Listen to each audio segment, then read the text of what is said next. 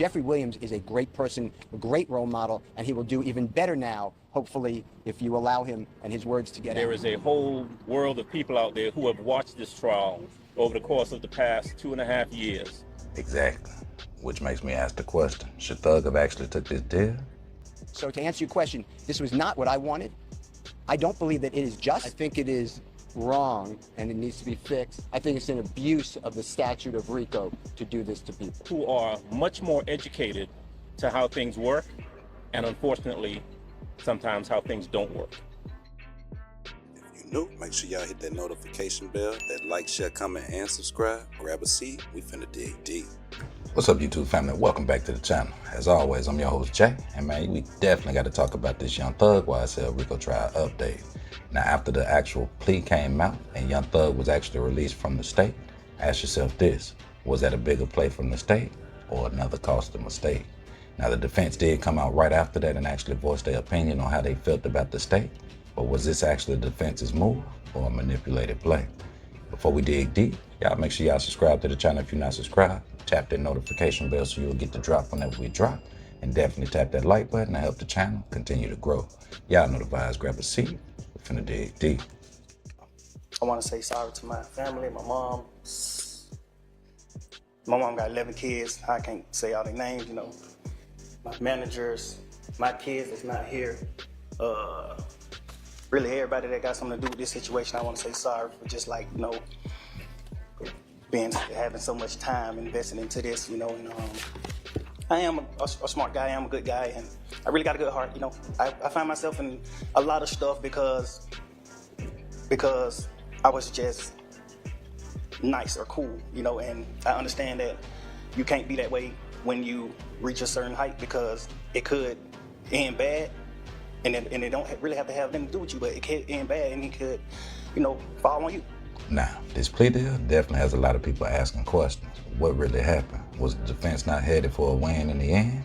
Or was it just perfect timing for Thug to actually throw the towel in? Now, it's interesting because after the trial, the defense came right out and actually voiced their opinion on the state, especially when it came to this case.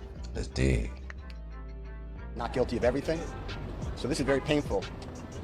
But that's another 3 months or so in custody. And he wants to go home to his family. And the negotiations totally broke down with the district attorney's office. Horribly broke down. And at that point, we believed that justice would be found with the honorable court. And Jeffrey just wanted to go home. How agonizing it is to know that we've spent a year trying a case where the prosecutors have put on lies, knowing lies, hiding evidence, is insane in 2024 in the United States of America. And the only reason that this got revealed is because of you people. You people brought the truth to the community because nobody knows this. This is not the only courtroom it's happening in, and I just want to thank all of you. I especially want to thank Jeffrey for letting me represent him. I think he's a wonderful person who does wonderful things and will continue to do things even greater. I cannot express to you how Shaquille Kokomo, how Trisha Renard, how Haley, how my wife Colette, how Bram, how countless people, but especially Miss Courtney Edwards, have worked without sleep for 3 years representing Jeffrey and helping him. I will never be able to stand with anyone more ethical, honest, hardworking, insightful, intelligent, and kind than the Honorable Keith Adams. The gentleman to my left is the best lawyer in the country. Now, let's dig a little deeper. Now, at the terms of this deal, from what's been leaked, it looks like Thug's deal and conditions actually restrict him from making certain hand signals or public statements that could actually hurt the state's case or narrative even more. But here's what's interesting. It actually seems like they're forcing him to stay silent on some critical details that could actually expose the state's case and narrative even more. So ask yourself this: are they trying to secure their case and avoid further embarrassment in the court? Think about it. If Young Thug's defense was actually starting to dismantle the state's narrative, it makes sense that they'd offer him a deal to keep from exposing any more flaws in their case. So again, I ask, was this play in his best interest or another costly mistake? Let's dig. Let me take this one. Let me answer that. The short answer is no. This is a case that possibly could have been resolved if folks were reasonable. But we did not believe that we could enter into good faith negotiations with people who wanted a case resolved in a manner simply to save face. And Jeffrey Williams was not going to say things that they wrote for him, that they wanted him to say, that was their theory when it wasn't true. And so, good faith, no. I don't believe we were ever really negotiating in good faith. And you've been here the past year that this case has been on trial. You've seen the numerous motions for mistrial. You've seen the behavior of the state. You've seen the dishonesty. You've seen everything being hidden. You've seen things come out in court, in front of you. And so you know what kind of prosecution we were dealing with, and that's okay. You know, Mr. Steele and I have fought through this the past 2.5 years. And as he said, we ultimately decided we were going to put our faith in the court as opposed to the folks on the other side of the aisle. And, you know, the best thing out of all of this is that Jeffrey Williams, in a very short period of time, will be home. And that's all we've wanted from May 9th, when they went and picked him up and have held him in jail without a bond for the past 2.5 years. He'll be home shortly. Now, here's where it gets interesting, based off public perception. Now, a lot of fans and supporters are definitely on the fence when it comes to this Young Thug news, taking that deal with the state. Now, some are definitely all celebrating that he actually was released, while others feel like this admission of guilt was actually an L for the defense. Now, if you're in the jury's shoes, think about what message this plea deal sends. Does it suggest that Young Thug is guilty, or does it simply look like the state just backed him into a corner? Nothing for sure. What was your emotions like when you guys went into that? I would imagine the conversation. Can you kind of take us into the room before you went out into court? I would imagine the conversation. Can you kind of take us into the room before you went out into court with the conversations going back and forth? Obviously, I know there's attorney-client privilege, but it's a big decision. Well, I didn't want to give up the jury trial, but that was a decision made. And once that decision was made, we were just thankful that there are people like the Honorable Judge Whitaker who understands what a trial is like and what it should be like. And I cannot thank the Honorable Court for being here and coming in. She is not our first judge, but she's the first time we received justice. Mr. Adams, this is your second high-profile RICO case here in Fulton County. Do you think that maybe the prosecutor's office is abusing that statute? And what are your opinions of RICO generally?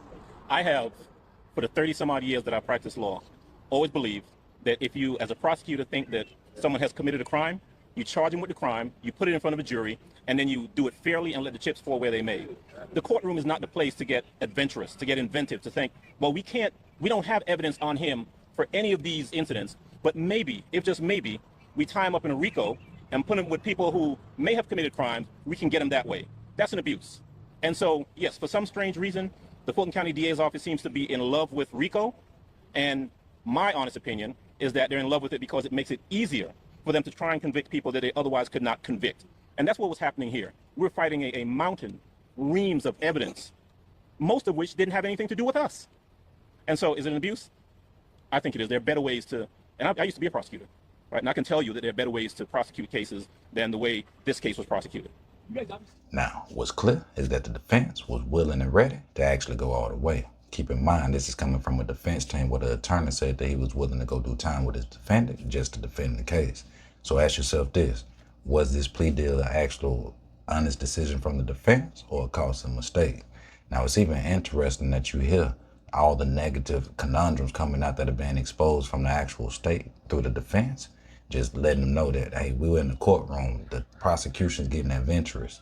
They don't have any charge, so they added this person to the case just to enhance the actual name. The term RICO, we still haven't even found RICO, but you heard the defense say that the state is clearly in love. Why? Is it easy to get the prosecution and conviction of, as long as you throw the name RICO right above? Let's dig. Exactly initially what the state was going to offer. Is there some details you can give us? Because it sounds like from what you guys decided in court, I mean, it's still pretty stringent. There's a lot of different details, but what was the state asking for that you guys rejected? I'm not going to get into plea negotiations because they are privileged under statute, but it was outrageous. They would let him out of custody, but they would have a tether around him so tight that it's unconscionable. How are y'all feeling about what the sentencing is, especially with not being able to be in Metro Atlanta except for specific parameters, and how is Mr. Williams feeling about that decision? You know, we're okay with the sentence. There comes a time in any case, if a person is sentenced, that we're out of the courtroom, and now what happens to that person is entirely up to them. Jeffrey Williams is a fantastically talented man. He is a great person. He's become a great friend over the course of the last couple of years. And he has the ability, the incentive to go forth and do everything he needs to do to put this behind him. And we're confident that he will. One of the questions you asked a little earlier was what was that feeling like, stepping into a courtroom to do what's called a blind plea, not knowing what's going to happen. You know, it's a scary feeling for all involved. There's probably no feeling quite like that other than sitting in a courtroom waiting for a jury to come out and tell you what your fate is. But we walked in there knowing that we were in front of a fair tribunal and being comfortable that the right thing was going to happen, and the right thing did. I've known Jeffrey Williams, I've defended him for over a decade. I have been with him where we go to young children, children in need, children who are going down the wrong way. And he tells exactly what he's going to continue to say. He tells everybody, this is not a good life.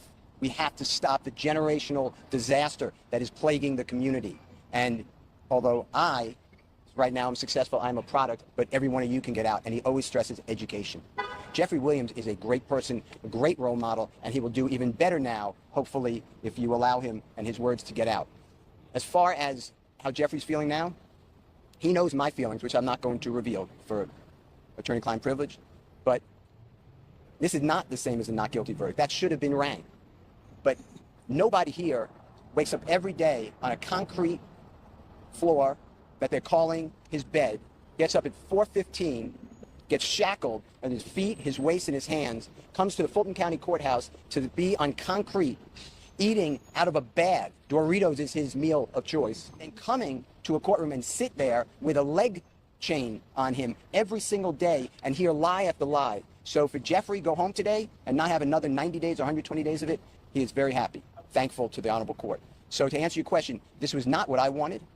I don't believe that it is just, but I believe that under these circumstances, it is justice for Jeffrey Williams, and he is delighted, as are we. I'm thankful.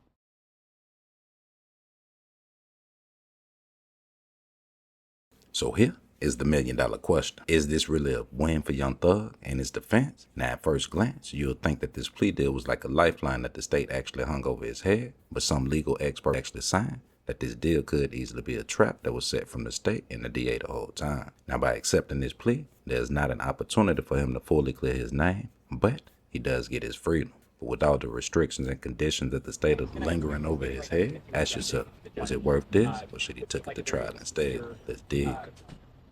Apology to her, apology to the court, and what happened, what has gone on. How did you feel sitting next to knowing him for the last decade as an attorney for him? What he was saying and telling the judge? Jeffrey Williams is being truthful. That is his heartfelt feelings. He feels so bad for the loss of life, and he feels bad that people are taking his music or his social postings and making it into violence. That is all promotion. That is not a symbol of go hurt somebody.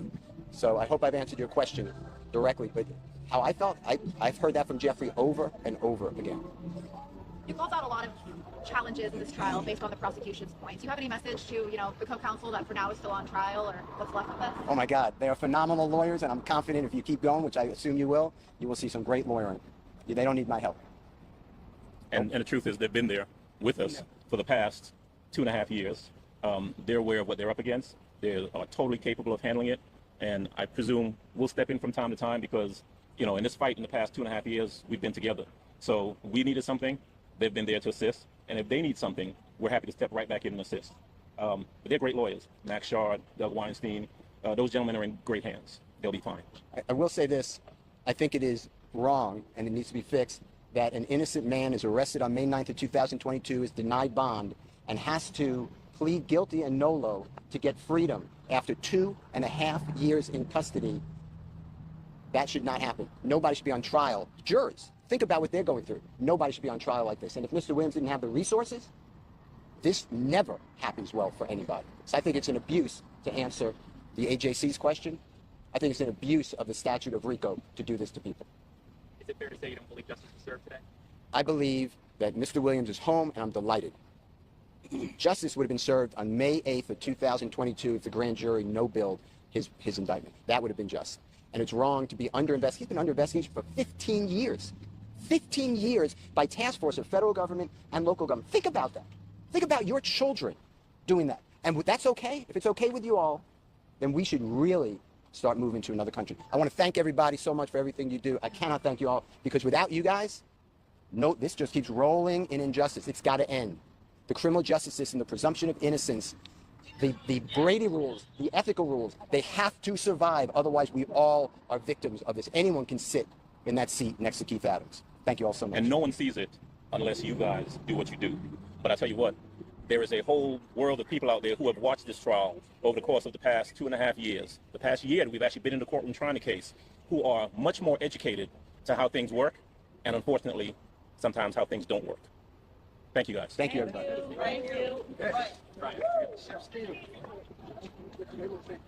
So yeah, let's dig. Now definitely first and foremost salute to Young Thug for being free with this YSL RICO trial, but we got to talk about this plea. Now remember, plea deals often come with a price, and yeah, they can definitely reduce jail time, but they also can bind someone to terms that aren't always in their best interest. And with how tightly this deal seems to restrict them, it's hard not to wonder, did the state just lock him into silence? What's even more ironic is that in most trials, you don't usually see a W for the defense and a W for the state. But I guess this was for the record. They did get that plea just for this case. Was this a strategic move by the prosecution to actually get the outcome that they wanted? Or will the same deal that set them free be the same one to come back and harm them? Do you agree with the defense that they should have went to the end when it comes to this case? Or was this a sweet deal or another costly mistake? So let's dig. Now, I'm on the fence when it comes to actual this plea and this whole deal. Especially when you see the defense like this actually comes out and say, hey, we should have went to the very end. Now, in my personal opinion, my personal experience, I say that the defense was actually winning this actual case. So I feel like they should have took it all the way. 30, 60, 90 days, you've already done 2 years. But you give 15 years of probation to the state. Make that make sense. Now, I understand that freedom and tomorrow is not promised to any of us today. But you got to ask yourself this. Was this plea actually as sweet as it looked, or an actual future costly mistake? That was interesting because there's not one thing that they can actually do at this point, except for let Young Thug just live day by day. But it's even more interesting that his control and his position is still stuck in the hands of the state. Now, we can't do anything but sit back and just speculate, being on the outside looking in. But in my personal opinion, 90 more days of trial to the defense, I think we would have got the W in the end. Man, y'all jump in the comments. Let me know y'all's thoughts. Should Thug have actually took this plea? Or should he actually fought it out to the end? Was the defense right? 90 more days, 30 more days, 60 more days, maybe even 120. But to get out the control and the conditions of the state, with all these restrictions on this plea deal, ask yourself, again I ask, was this a sweet deal or a costly mistake? Man, until next time, remember, the greater the height, the greater the weight. The life you save might be your very own. Until next time, man, y'all jump in the comments, let me know y'all's thoughts. Subscribe to the channel if you're not subscribed, and definitely tap the notification and scroll down, turn the notifications on. Until next time, tap that like button also. Remember, the life you save might be your very own. I'm your host, Jay. Gone.